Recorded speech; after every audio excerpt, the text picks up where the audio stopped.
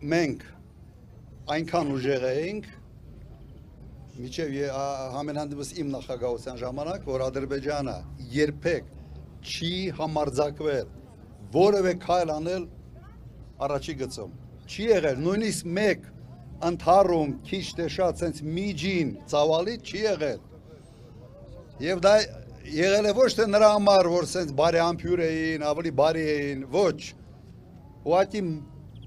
պատասխանը գիտեին, որ կլներ շատ եւ շատ լուրջ եւ իրենց համար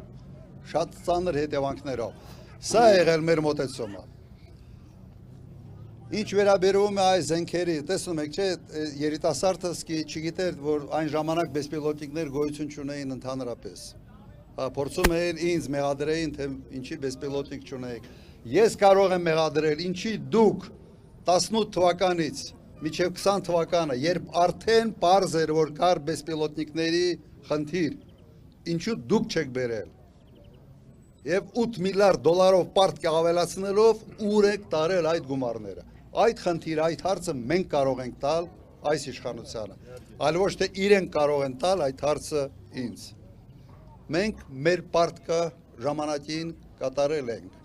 եւ մենք հույս ենք ունեցել, որ հաջորդ իշխանությունները եւս նույն կարգի վերաբերմունք կունենան անվտանգային հատկապես հարցերի։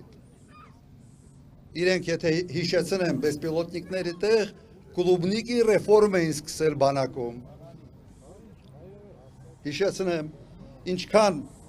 ինչքան գեներալներ ունենային, գնդապետներ ունեինք, մարտական փորձով բոլորին տշեցին բանակից։ Այ պատճառը դա է։ Խաթարեցին բանակցային գործընթացը եւ ըստ էության արեցին ամեն ինչ, որ Իլհամ Ալիևը սկսի պատերազմ։ Հրահրեցին, ուղղակի հրահրեցին այդ պատերազմը եւ պարտվեցին պատերազմում։ Պատվերցին, որովհետեւ չէին հասկանում, թե ինչ են անում։ Չունեին այդ փորձը ընդհանրապես լավա բանակի սրանք չխոսալ էլի։ Այս պարադն էլ ես հիշեցնեմ իմիջիայլոց։ Բանակը որպես այս զորահանդես օգտագործել է քարոզչական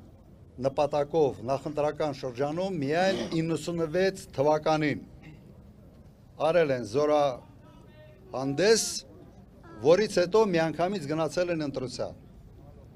Ինչով է ավարտվել այդ ընտրությունը 96 թվականի նախագահականը, բոլորդ գիտեք, Հայաստանի համար եղել են ամենից վատ ընտրությունները,